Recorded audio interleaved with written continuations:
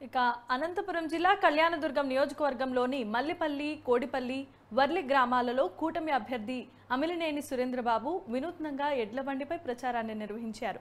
వచ్చే ఎన్నికల్లో అవినీతి, అరాచక వైసీపీ ప్రభుత్వాన్ని గద్దెదించాలని ప్రజలకు ఆయన సూచించారు.